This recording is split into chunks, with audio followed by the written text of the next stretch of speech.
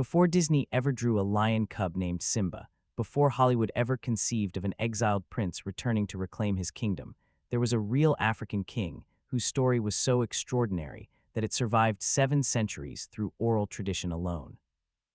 A boy who couldn't walk, mocked by his own people, left for dead by the sorcerer who slaughtered his family. Yet this crippled, powerless child would rise to forge the richest empire the medieval world had ever seen, an empire that would one day put his great-nephew Mansa Musa on history's stage carrying wealth that made European kings look like paupers. This isn't a legend. This is the true story of Sundiata Keita, the Lion King of Mali. But here's what most people do know. The Empire Mansa Musa inherited the gold that funded his legendary pilgrimage to Mecca, the sophisticated trade networks that made Mali the envy of 3 continents. None of it would have existed without the crippled boy who learned to walk, learned to fight, and learned to build something that would outlast kingdoms. And by the end of this story, you'll understand why his tale was deliberately kept out of Western history books for centuries, and why even today, his achievements remain one of Africa's best-kept secrets. Our story begins in 1217, in the heart of West Africa, in a small kingdom called Mali that nobody outside the region had ever heard of. Picture the landscape, the Niger River snaking through savanna grasslands, acacia trees providing shade from the relentless sun, and beneath the red soil, seams of gold that would one day reshape the global economy. This was a world of competing kingdoms, each vying for control of the trans-Saharan trade routes, where gold from the south met salt from the north, where fortunes were made and lost with the changing of caravan paths. The Mali kingdom of Sundiata's birth was unremarkable. Not the largest, not the most powerful, not the richest. It was ruled by his father, Ner Magan Khanate, a king whose reign was so ordinary that history barely remembers him except for one thing, the prophecy. 2 hunters arrived at Ner Magan's court one day with an extraordinary claim. They brought with them a woman named Sagalan, described in the oral traditions as physically deformed, hunchbacked, with a face that inspired more pity than desire. But these hunters carried a message from the spirits. This ugly woman, they said, would bear a son who would become the greatest king West Africa had ever known. A son who would unite nations, control the gold that made empires, and create a legacy that would echo through the centuries. Ner Magan, despite already having wives and heirs, married Sagalan. Politics demanded it, prophecy demanded it, and in 1217 she gave birth to a boy they named Sundiata, which means lion prince, but the prophecy seemed like a cruel joke. Sundiata couldn't walk. Year after year, while other children ran and played and learned to hunt, while his half-brothers grew strong and capable, Sundiata remained on the ground, dragging himself with his arms, his legs useless beneath him. Contemporary accounts from the griot oral tradition describe the mockery he endured. His father's other wives laughed at Sagalan, calling her son a cripple, a burden and embarrassment. His half-brothers excluded him from everything that mattered in their warrior culture, hunting, fighting, proving manhood. Imagine being that child. Born with a prophecy of greatness hanging over your head like a weight, yet unable to stand. Hearing whispers that you're cursed, that the spirits lied, that your mother's deformity had somehow passed into you. The psychological torture of that contradiction, greatness promised but basic human function denied, shaped everything Sundiata would become. His father died when Sundiata was still young, still unable to walk, and here's where the story takes its first dark turn. In most kingdoms, the eldest son inherits. But in Mali's system, capability mattered more than birth order. With Sundiata seen as weak and useless, his half-brother Dankaran Tauman seized the throne. Sagalan and her crippled son were pushed to the margins of court life, tolerated but powerless, living reminders of a prophecy that everyone now dismissed as false. But to understand how Sundiata transformed from this humiliated child into the founder of an empire, we need to go back to the moment everything changed, both for him personally and for his entire kingdom. The year was 1224. Sundiata was 7 years old, still crawling, still mocked. His mother sent him to fetch baobab leaves from a tree, a simple errand any child could accomplish. But Sundiata couldn't climb. He couldn't even stand to reach the lowest branches. The other children laughed. His mother's co-wives laughed. The mockery reached a crescendo that day, the kind of public humiliation that breaks a person or transforms them. What happened next has been told and retold by griots for 8 centuries, and while we can't verify every detail, the core truth remains consistent across every version. Sundiata, filled with shame and rage and determination, demanded an iron rod. Some accounts say it was a massive staff, others say it was a bar meant for supporting buildings. He gripped it, planted it in the ground, and pulled himself up. The rod bent under his weight. His legs shook, but Sundiata stood. Modern medical historians theorize he likely suffered from polio or another disease that affects childhood mobility, but can improve with time and physical therapy. The dramatic version told by griots emphasizes his willpower bending iron. The medical version emphasizes neurological recovery combined with intense determination. Both versions agree on what matters. From that day forward, Sundiata could walk, and once he could walk, he learned to run. Once he could run, he learned to hunt. And once he could hunt, he began learning the skills of leadership that would serve him later. But his newfound mobility came too late to save his kingdom from the threat that was already approaching.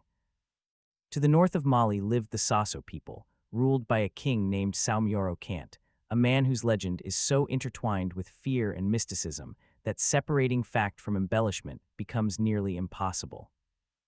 The oral traditions describe him as a sorcerer king, a man who wore human skin as clothing, who kept sacred drums that granted him invincibility in battle, whose very presence caused enemy warriors to drop their weapons in terror. Strip away the supernatural elements, and what remains is still terrifying.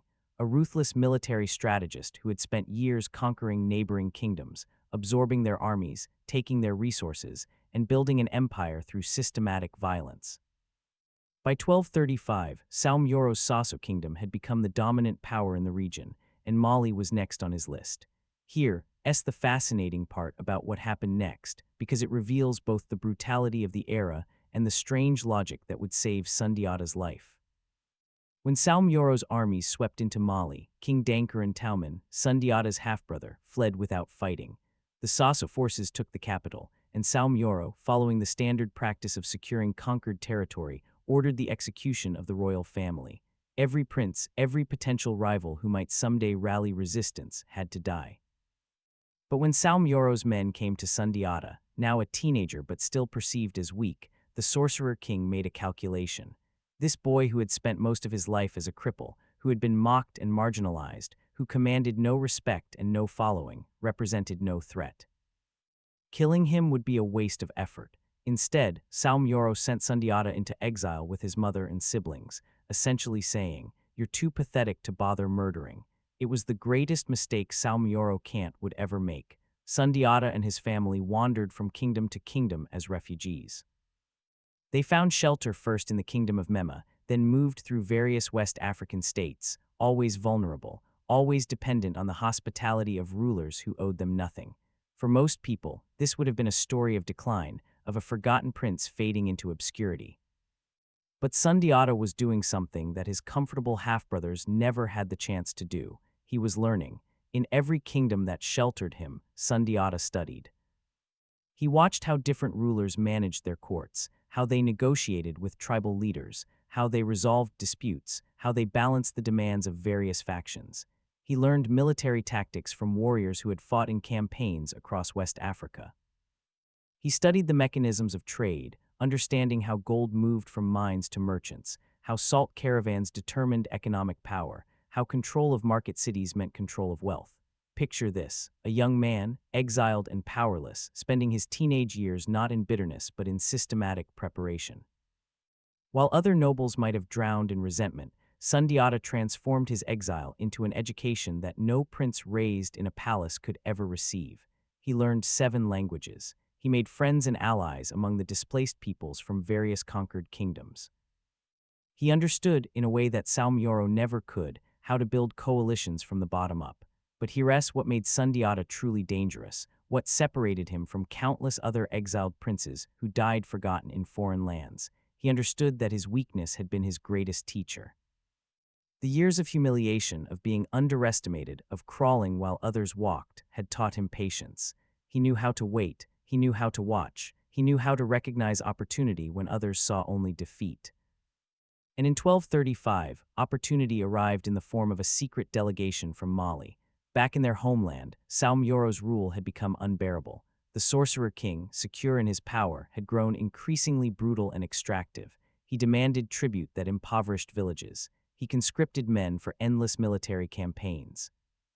He showed particular cruelty to the Mandinka people, Sundiata's ethnic group, apparently enjoying the irony of grinding down the kingdom he had conquered. But tyranny has a predictable arc. Push people hard enough, oppress them thoroughly enough, and eventually they start looking for any alternative, even one that seems impossible. A group of elders and warriors from Mali tracked down Sundiata in his exile. They came with a message: "We need you to return. We need you to fight. We need you to free us from Saumyoro." Sundiata was in his late 20s by then, battle-hardened from various campaigns he'd fought in as a mercenary, politically sophisticated from his years observing different kingdoms, and crucially, still alive because everyone had underestimated him. He agreed to return, but not as a simple military leader. He had learned too much for that. What Sundiata created in the months leading up to his confrontation with Saumyoro was something unprecedented in West African history, a true multi-ethnic coalition built on shared interest rather than ethnic loyalty. He reached out to the Mandinka clans that formed Mali's core population, yes, but he also contacted the Fulani herders, the Soninke merchants, the Wolof warriors, various groups that Saumyoro had conquered or threatened. His message was simple and revolutionary: we can defeat him together, and afterward, we can build something better than what came before. This wasn't just military strategy. This was nation-building before the battle had even begun. Contemporary accounts describe Sundiata traveling from kingdom to kingdom, village to village, making his case. He promised not conquest but partnership, not subjugation but confederation. Each group that joined him did so with the understanding that they would maintain autonomy in their own affairs while cooperating on defense and trade. It was a sophisticated political vision that recognized something Saumyoro, for all his sorcery and military might, had never understood. People fight harder for a leader who respects them than for one who terrifies them. By the time Sundiata was ready to march on Mali, he commanded a coalition army that rivaled anything Saumyoro could field. But numbers alone wouldn't determine the outcome. The sorcerer king had never lost a battle. His psychological hold over the region was so complete that many believed he literally couldn't be defeated, that his magic made him invincible. This brings us to 1235, to the Battle of Kirina, and the confrontation that would determine whether West Africa continued under Saumyoro's brutal domination or transformed into something the world had never seen before. The armies met near the city of Kirina, in what is now Guinea. The oral traditions describe an epic confrontation, with Saumyoro in white robes riding a white horse, Sundiata leading his coalition with careful strategy rather than magical showmanship. The griots tell of sacred arrows and mystical counterspells, of Saumyoro's invincibility failing when his secret totem was destroyed. Strip away the supernatural overlay, and what remains is a brilliantly executed military campaign. Sundiata understood that Saumyoro's power rested on psychological intimidation as much as military force, so he didn't just attack, he systematically dismantled the myth. He used archers to strike from distance, preventing the close combat where Saumyoro's presence could demoralize enemy troops. He divided his coalition forces to attack from multiple directions simultaneously, preventing Saumyoro from focusing his legendary tactical skills on a single front. He targeted Saumyoro's elite units specifically, killing or capturing the core warriors who had won previous battles. And crucially, Sundiata made sure that when Saumyoro's forces began to waver, when the myth of invincibility started to crack, everyone saw it happen. Fear is contagious, but so is courage. Once Saumyoro's warriors realized they could bleed, could die, could lose, the psychological advantage that had won him previous battles evaporated. The Battle of Kirina lasted all day. By evening, Saumyoro's army had been routed. The sorcerer king himself fled the battlefield, and depending on which oral tradition you follow, either died in exile, threw himself off a cliff, or was captured and executed. What matters is that he never threatened West Africa again, and the power vacuum he left behind was unlike anything the region had experienced. Sundiata could have simply crowned himself king of Mali and continued the cycle of conquest that had defined the region for generations. Instead, he did something that would echo through centuries and create the foundation for the empire his great-nephew Mansa Musa would inherit. He created a constitution. What happened next would establish principles of governance that historians are only now beginning to fully appreciate. In 1236, Sundiata gathered representatives from all the groups that had formed his coalition at a place called Fuga. What emerged from this assembly was the Mandan Charter, a document that modern scholars have called one of the world's first declarations of human rights, predating European constitutions by centuries. Let me explain why this matters, because this is where Sundiata's genius becomes apparent. He had spent years watching kingdoms rise and fall, studying what made some rulers effective and others tyrants. He understood that military conquest was easy compared to maintaining peace afterward. The Mandan Charter wasn't just a set of laws, it was a social contract designed to prevent the exact kind of tyranny that Saumyoro had represented. The charter established several revolutionary principles. It declared that human life was sacred and superior to all other values. It abolished slavery in certain forms, specifically prohibiting the enslavement of prisoners of war to sell them. It guaranteed food security, establishing that hunger must be driven from the land. It created protections for women and children. It established religious tolerance, allowing different groups to worship according to their traditions. It set up systems for conflict resolution between ethnic groups.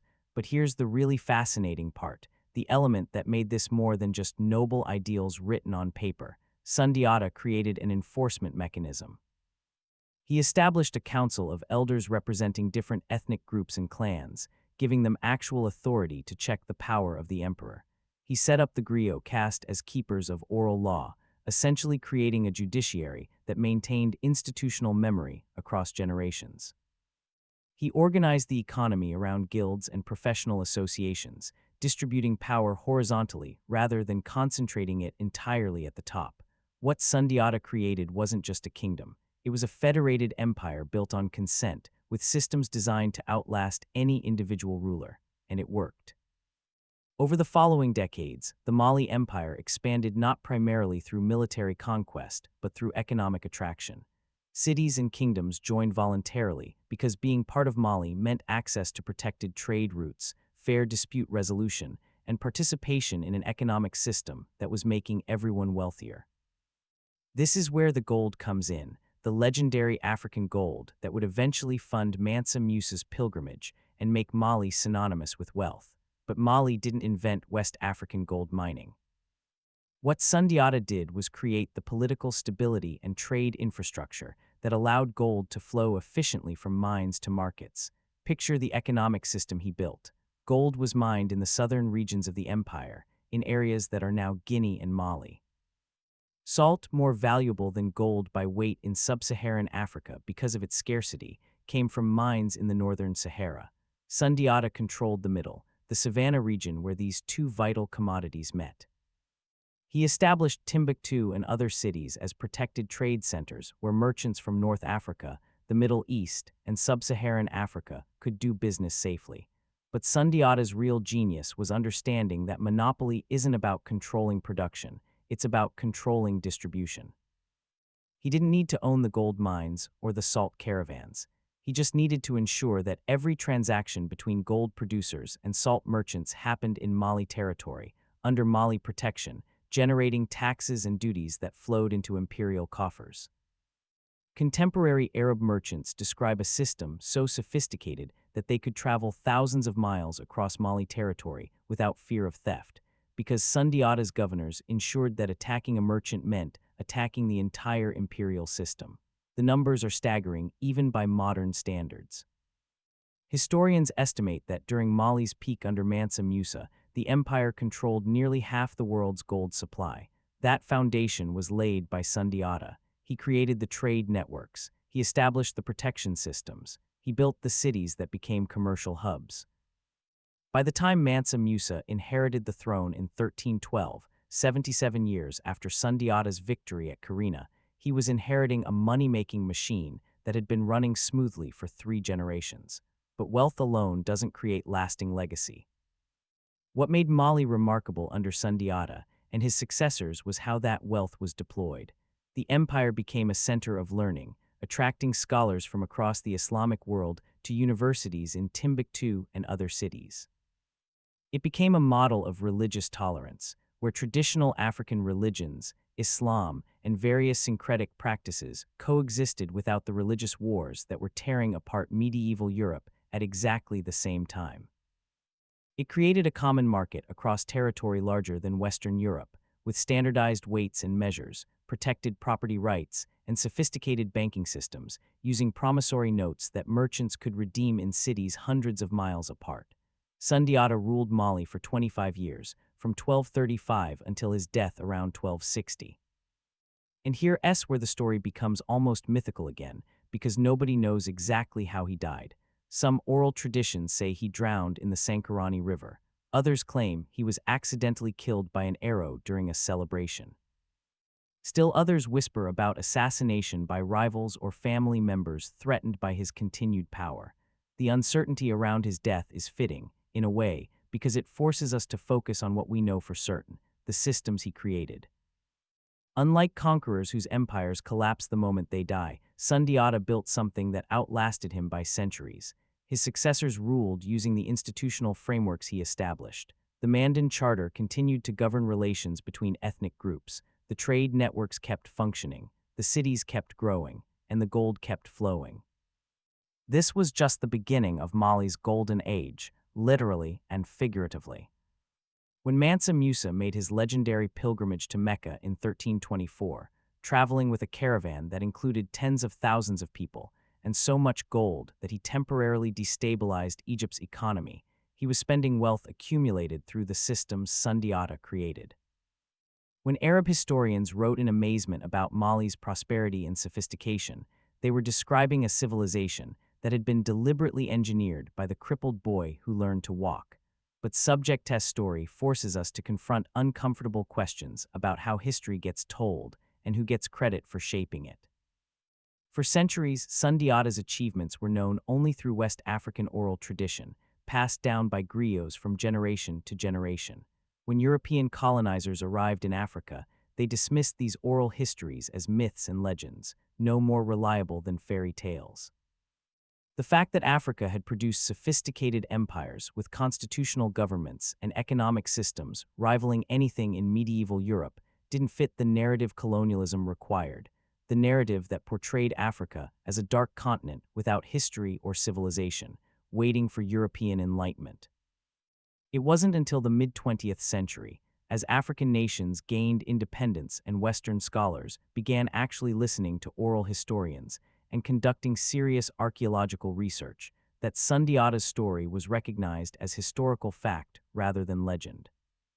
Even today, most Western history curricula skip from ancient Egypt to European colonization, as if the intervening centuries of African civilization simply didn't exist. Think about what that erasure means. Generations of students learned about medieval European kingdoms that were smaller, poorer, and less sophisticated than Mali, while never hearing about the Lion King who created an empire through coalition building and constitutional governance. The irony is that many of the principles that Sundiata enshrined in the Mandan Charter, principles of human rights and religious tolerance and decentralized power, wouldn't appear in European political thought until the Enlightenment, 400 years later. This wasn't just historical ignorance. It was deliberately ignored, systematically erased from curricula and popular consciousness, because acknowledging African achievements undermined the justifications for colonialism and slavery. How could Europeans claim to be bringing civilization to a supposedly primitive continent if that continent had created empires that rivaled anything Europe produced in the same era?